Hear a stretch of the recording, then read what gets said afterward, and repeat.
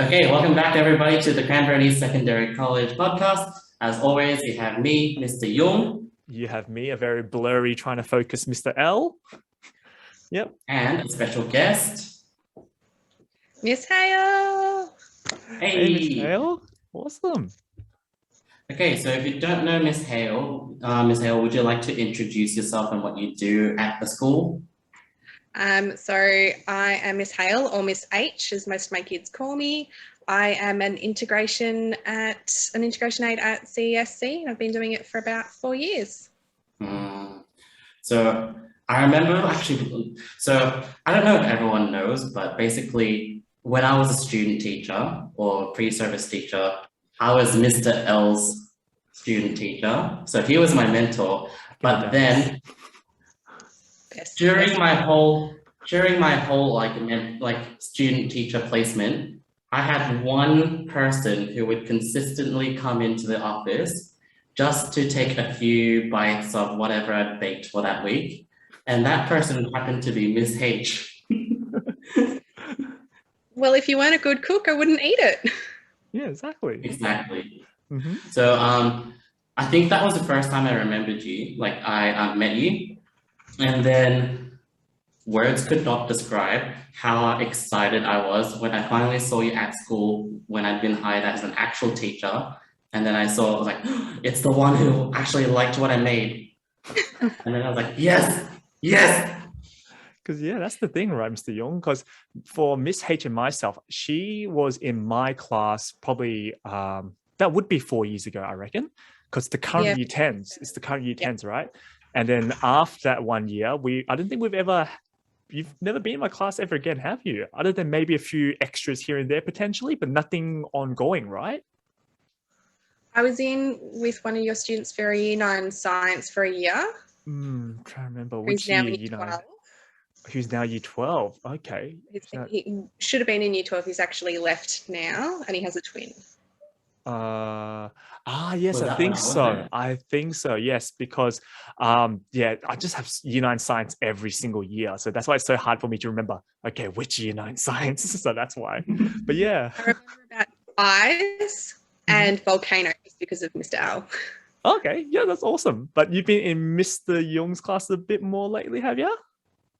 No? No, not really. Too much. You've popped in a few times. Yeah, too much. I've had him once, like this semester, I think. Yeah. Mm-hmm. Oh man.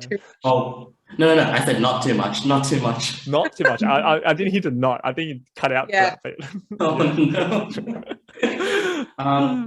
So basically, most students would already know what Mr. L and I do. So like on the teaching side, because that's most of the time what they will see. But what is it like when you are as an aide? Because I think people don't really get to see what it's like when you work with them, unless you directly work with them. So what is it like? So pretty much a day for me is I have five on a day, so I have 5 classes a day. And 3 days a week, we also run Games Club, which is a lunchtime activity. And we play all the board games and try and do as much social connections with students as possible. And then my normal time in a classroom. So it's helping students who pretty much just need additional help. Obviously, most of my students have some form of disability. But I do like to go around and make sure everyone gets help, because at the end of the day, we all need help and we shouldn't feel shy to ask for it. So I make sure I'm always available for the kids to ask questions and to help them. Yeah, and I can 100% say every time I've had an aide in my class or like any form of help or additional help, it's been a blessing. Like every time that, like, I think you've seen this a few times. Sometimes I'll be helping one student, but then like another student on the exact opposite side of the room will actually ask for help as well.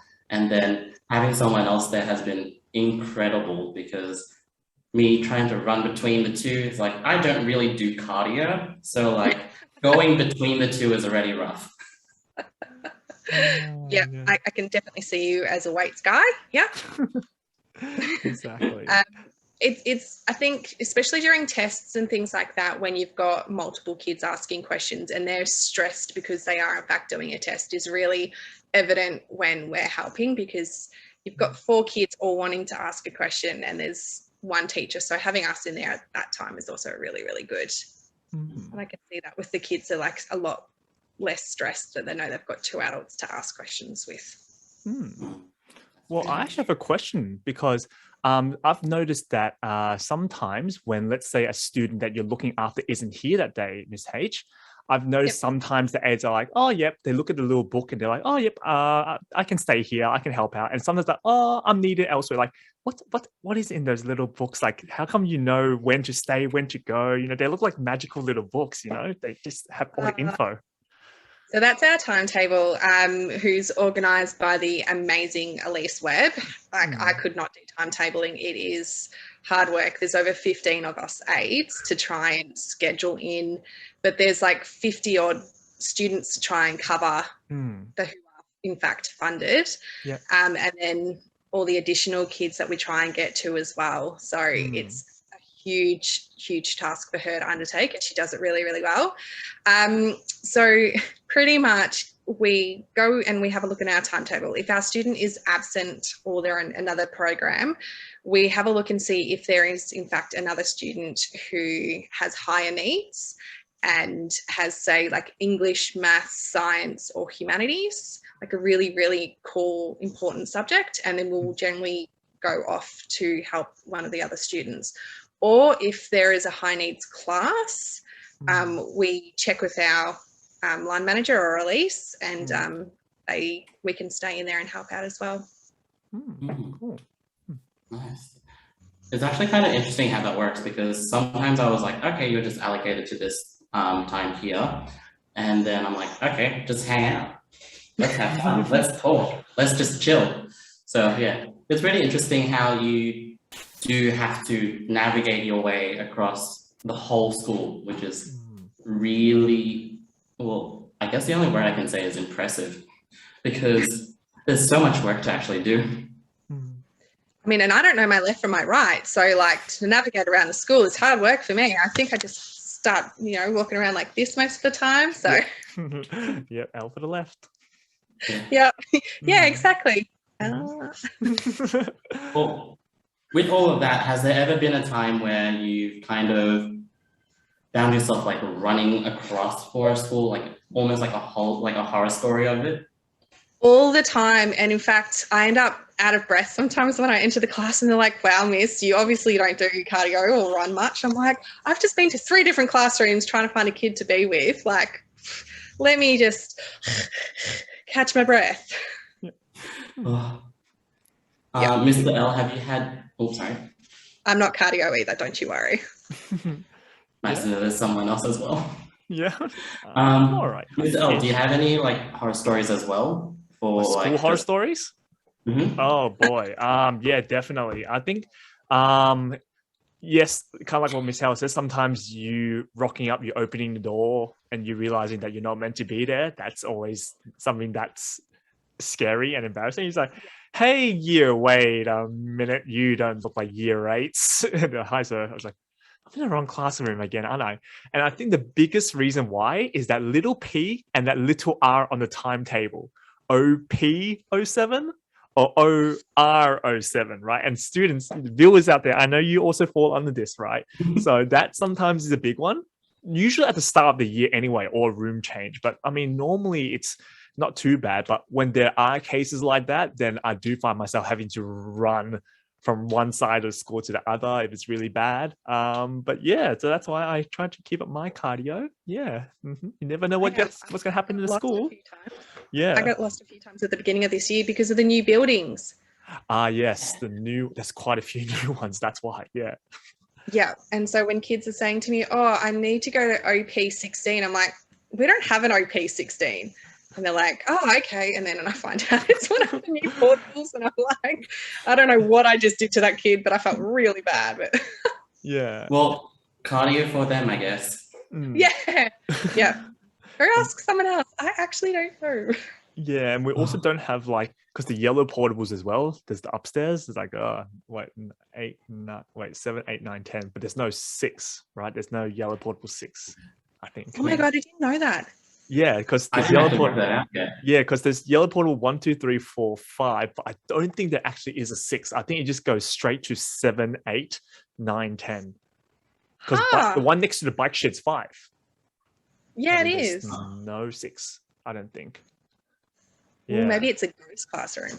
could be. I mean, I could always look it up. Oh, ghost classroom. Yeah. That's interesting. Yeah.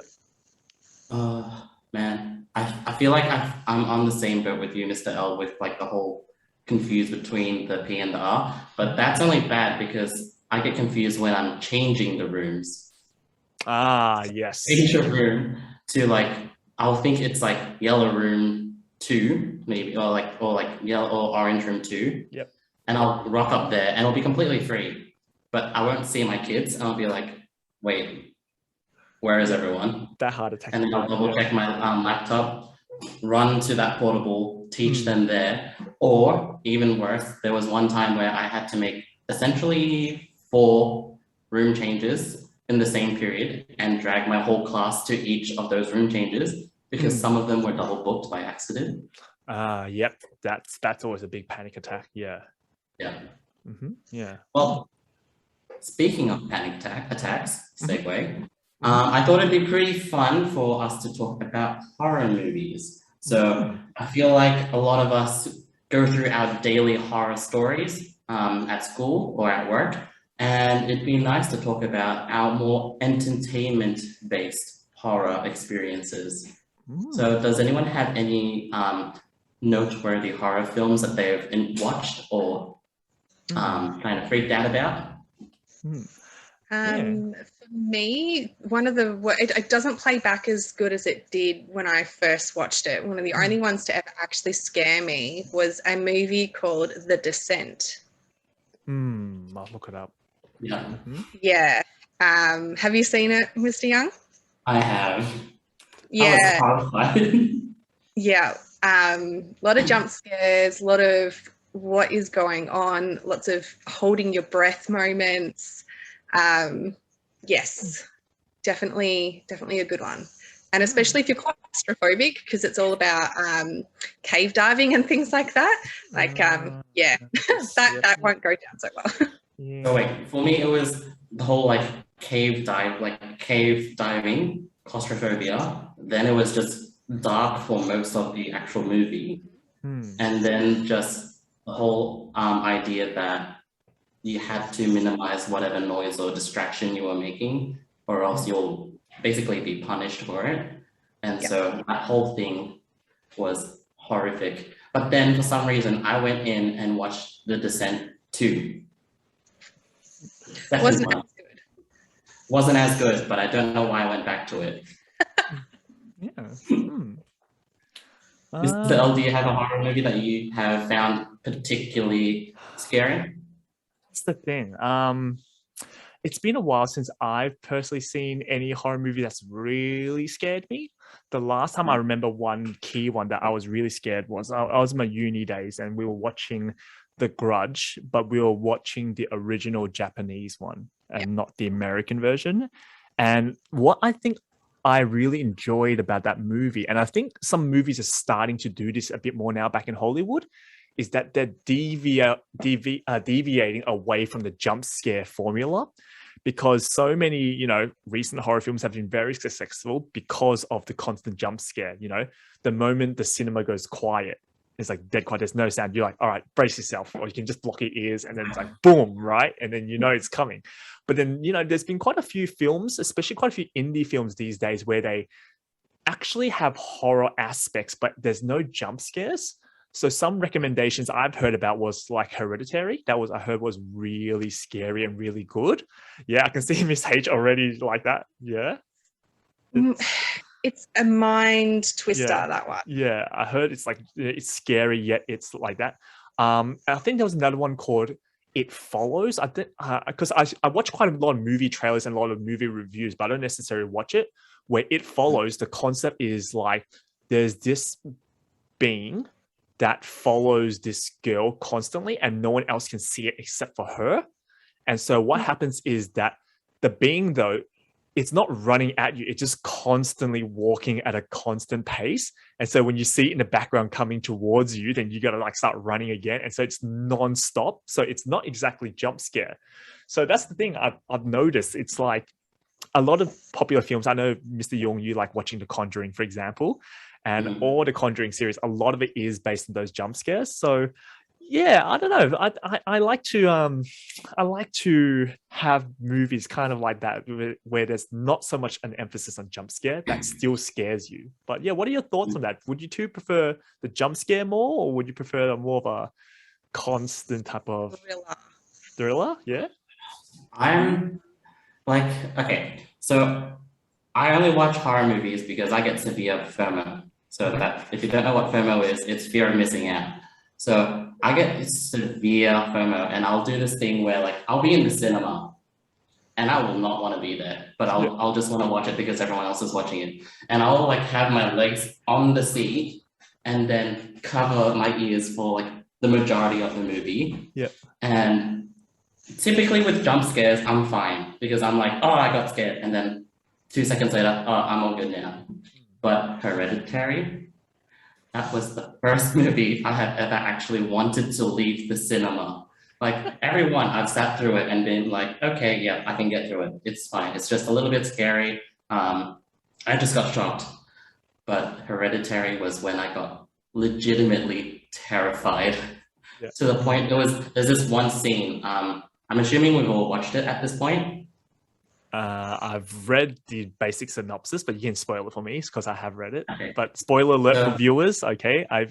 I'm going to keep waving as Mr. Young is talking about this. And then when you see the waving stop, you can fast forward. That's when the spoiler is finished, all right? So Mr. Young, you can start spoiling it. So like there's this one scene where the mother is on the roof and has basically been completely beheaded. Yeah. And that part literally terrified me so much where I actually wanted to leave the cinema for the first time. Every time I've sat through it, this time I was like, no, this is too much. I didn't, but that was because of my FOMO. Okay. That's it. All right. And the waving has stopped. Yeah, I actually love being scared. I know it's a really weird thing to like, and that's why I like horror movies, is because of that feeling of being scared. And I love being able to, curl up in a little ball and bring up my blanket and just sit there like this the whole time, or with my hands over my mouth. And 2 movies actually that I thought were really, really good. They weren't necessarily scary, but they were just really well made, were A Quiet Place and A Quiet Place 2. Oh, yes, definitely. They are just so brilliantly done, and the jump scares in that.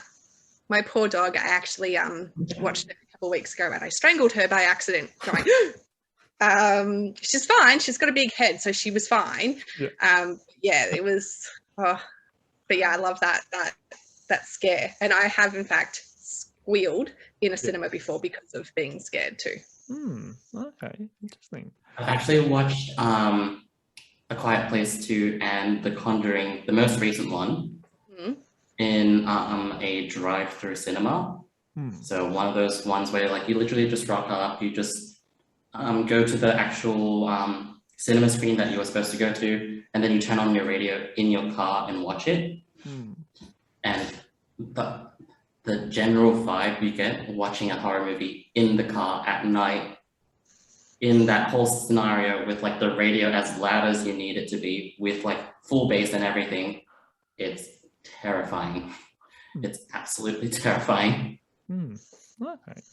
I think one of the interesting things is even if a lot of viewers these days don't watch horror movies that much anymore, I think they are getting exposed to quite a lot of classic horror movies.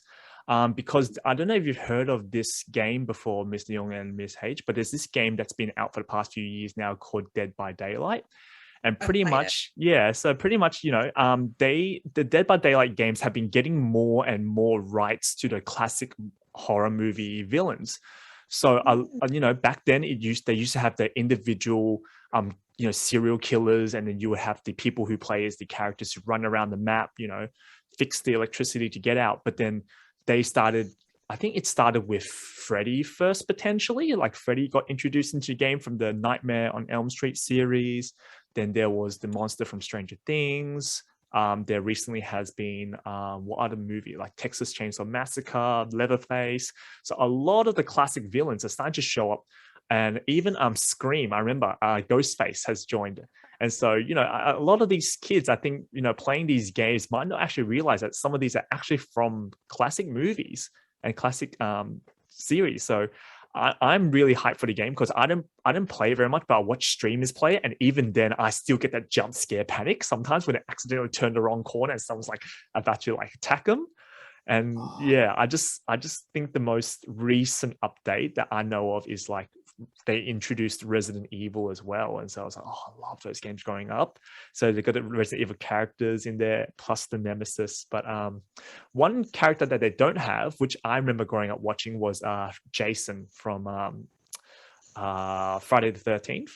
And the reason why is because I think he has his own jump scare similar type of game. So I don't think they've got the rights to that yet, but it'd be so good if they could have that, just a iconic hockey mask with the machete. And yeah. It'd be pretty cool if they had Pennywise as well. I reckon Pennywise would be not a fan, Miss H, of clowns? I am terrified. Not just like, it's a clown, like full hysteria, crying, panic attack, wet my pants, kind of scared of clowns.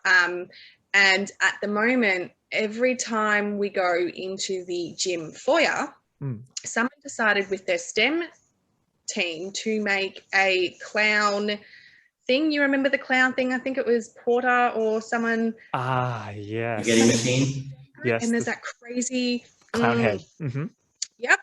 I kind of try and cover it every time I'm there, or like I walk past like this, and no, I can't do clowns. Do clowns. I'll make sure to move it back, just like when we get back on site, so it's not at the gym. No, it used to be at the front entrance of the school. Yes. Because I was so proud of their STEM team, and I was like, ugh. But it's the pirate ship there now instead. So I don't remember where the clown head one's gone now. So that's probably... It's in the gym foyer. Gym foyer? Huh, that's where it is. Cool. Yep. No. Well done, STEM. They won an award for it, but like, not great for me. Fair enough. Okay. So, judging by the length of our conversation, I think it's about time that we get to our segment, which is the show that we would recommend for the week. So, is anyone ready to share their show for now? If not, I can go first. You go first then, Mr. Young. What show would you like to recommend? Okay. So, for this week, or actually recently, the last 2 days, I've started watching a new K-drama. Falls into my typical pattern, and it is Stand Up. So a lot of people have already watched it. It's quite a popular K-drama, but basically it's about people who have an idea to actually make their own stand-up and create their own product and run their own company.